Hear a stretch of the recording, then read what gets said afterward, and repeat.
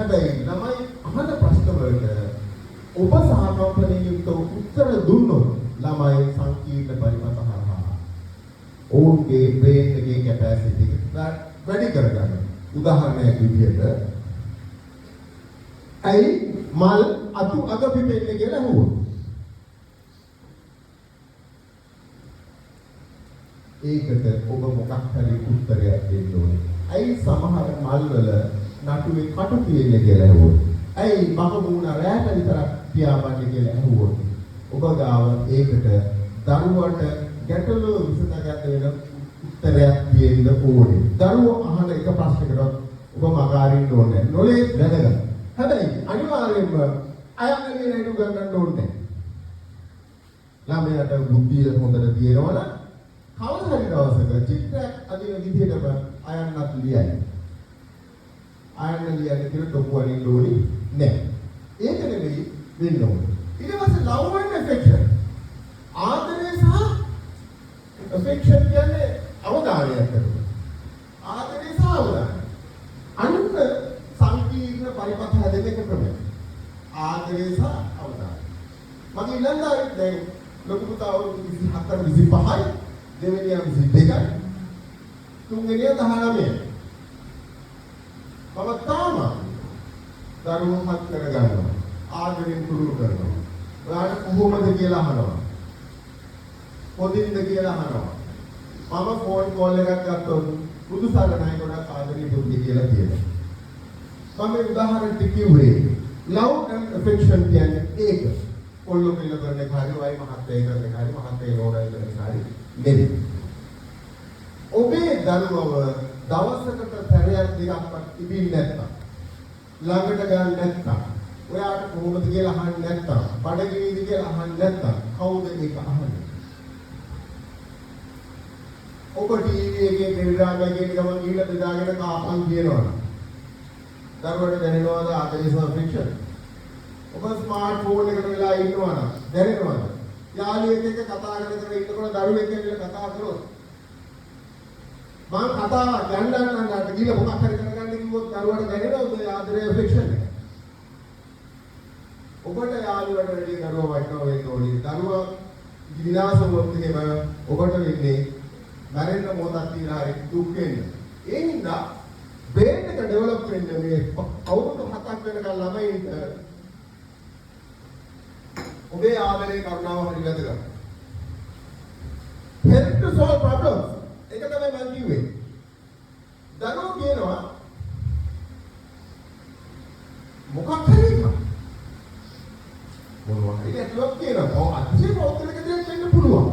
හැබැයි ඒකෙන් මතුවෙන දරුවට මතුවෙන ගැටලුවට දරුවා අමාරු වෙන්නේ නැති උත්තරයක් තියෙන්න ඕනේ. ඒ දරුවගේ අමාරු වෙන්නේ උත්තරය තියෙන්නේ වැඩිහිටියෝ ගාව.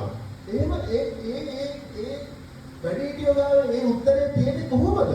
ඔබ දරුවට ආදරෙන් වැළඳ ගන්නවා ගුණ මේ අපහසුතාව පිළිබඳව අහනවා නම් ඒ අහන ප්‍රශ්නෙට උත්තර දෙනවා නම් එහෙමනම් තමයි මේ ඔබ මේ ඔහුගේ ගෞරවයේ ගැටලු විසඳනවා වෙන්නේ. ඊට පස්සේ acceptance brain එක develop කරන්න නම් දරුවව පිළිගන්න ඕනේ. කවුරු කියද? මේ තමයි මගේ පණ. මේ තමයි මගේ ආදරණීය දරුවා. මේ තමයි මම මරණ දවසක වතුර උගුරක් දෙන්නේ. මේ තමයි මට මේ ලෝකේ ආදරය කරන්න පුළුවන් එකම වස්තුව දෙපැත්තකින් ගන්නකොට. අම්මා විතරයි අපි දන්නවා සාම්පූර්ණයි භාර්යාවරි අනිවාර්යයෙන්ම අපිට පුදුම විදිහට ආදරේ අම්මට කියලා. අම්මට වඩා. එහෙම නෑ. අම්මලා තාත්තලා තමයි අවබෝධවම දරුවන්ට ආදරය කරලා ඇත්ත ආදරය අඳුරන්නේ. පොඩි විජයගේ අම්මා පොඩි විජයව පිර ගන්න කියලා මම හිතන්නේ වෙඩි කාලේ වරනවද කියලා මට නැහැ. පුතුන් කන්දේ සිවුරහන දිලා අම්මට විතරයි කීකව.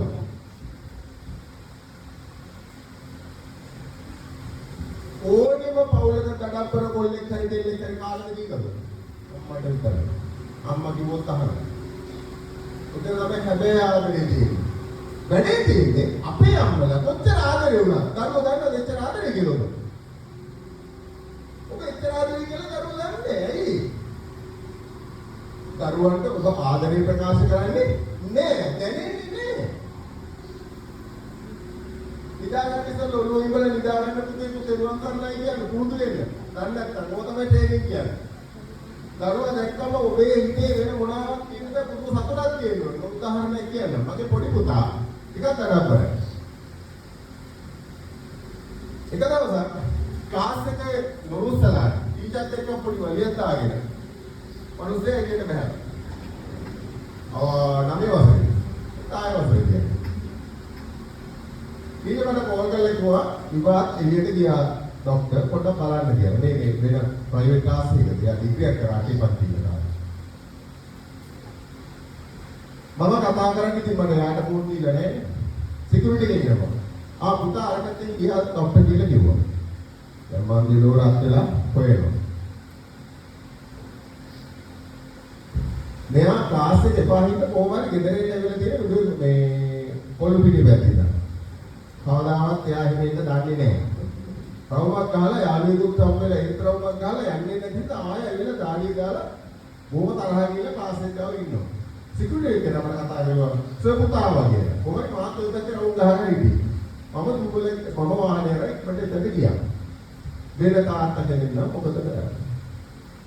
කොහෙද ගුරු ගියේ කියලා තෝ තරහයි. මම මොකද කරන්නේ? මම වාහනේ දුවලා ගියා මුතු අම්මෝ දැන් තමයි එකට ලියුවේ ඕක කියලා වඩා ගත්ත මේ. ඒ තරයි ඉන්නවා. මම ගණන් ගත්තේ නැහැ. වාහනේ දාගෙන අපි දෙන්න ගිහිල්ලා තමයි යා අන්න කැමති කෑම තියෙන කඩේ ගිහිල්ලා ඒක උරු කාලා වයිට්ව හම කෝල් එකක් දුන්න කලබල වෙන්න එපා පුතා හම්බුනා කියලා. ලොකු රවුමක් දාලා බීච් එක පැත්තේ ගිහිල්ලා මොකද්ද මම මේ පෙන්නේ? මෙන්න මේ කියන්නේ. ඊට පස්සේ කවදාවත් ඒ හැසිරීම දැක්ුවේ නැහැ. මම උදාහරණයක් කිව්වොත් ඊට පස්සේ challenges and rewards දැන් ළමයා ටීචර්ත් කාගෙන ලියනවා කියමුකෝ. ඒක ලෝකේ තියෙන ලොකුම challenge එක සමහර දෙමෝපියන්ට සමහර දරුවන්ට. ඒක ලොකුම challenge එක නෙවෙයි. ඒක ලොකුම challenge එක නෙවෙයි ගණන් ගන්නවත් එපා. ඒක නිකන් පුංචි පරීක්ෂණයක් විතරයි. ඔබේ දරුවා අන්ලා විද්‍යාලේ ඉගෙන ගන්න කියන සෑහෙන විතරපත් වෙනවනේ ඉස්සර ලිව්වත් මම මොකුත් කියන්නේ නැහැ. මම දැන් ටීචර් පිළිතුරු වල බඩේදී කියලා රිසර්ච් වෙන්න දෙන්නේ නැහැ කියලා. හැබැයි ළමයින්ට අභියෝගයක් තියෙනවා challenge එක. හිස්සත්ෙන් පහගෙන ලිවිය යුතුයි. හිස්සත්ෙන් පහගෙන ලිවිය යුතුයි. ඒක තරංකාරී විභාගයක්. ඒකට ඕනි දැනුම දෙන්න ඕනේ. ඔබ හිතන්නේ 160ක් ගන්නවා කියන්නේ කීයද? ඒක විදිහට 80ක්. ජීවිතේ දෙක තියෙන එක විදිහට ලකුණු 80ක් ගත්තාම කෙනෙක් කියනවා නම් අත උසයි. ඒක දෙයක්. ඔබ කරලා තියෙනවද? මම හිතන්නේ. දරුවන්ට මොකද කරන්නේ? තොක්කක් කරනවා. ඒ උඹ 160යි ගත්තේ අර අල්ලපු ගෙදරේ කියලා 199ක් ගම උඹට මොකද වෙලා තියෙන්නේ? අපි උඹට කන්න දෙනවා අර ඔය කියලා කියනවා. දැන් එයා චැලෙන්ජ් එකට මුණ දීලා රිවෝඩ් එක හම්බ වෙන්නේ මානසිකව බින්දුවට බස්සන. ඔබ කන්නේ මොකක්ද? අම්මෝ 160යි ගේන පුතේ 80ක් අරගෙන එකකට. මං ජීවිතේ කරන්නේ එහෙම.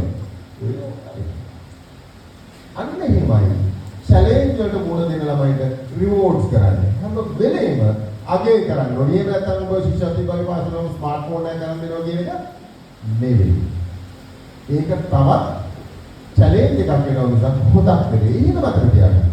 හැම චැලෙන්ජ් එකකටම ළමයි මුණ ඇරියුන්නේ. කඩේට ගිහලා බඩුවක් කරගෙන ඕනේ ළමයිට චැලෙන්ජ් එකක්.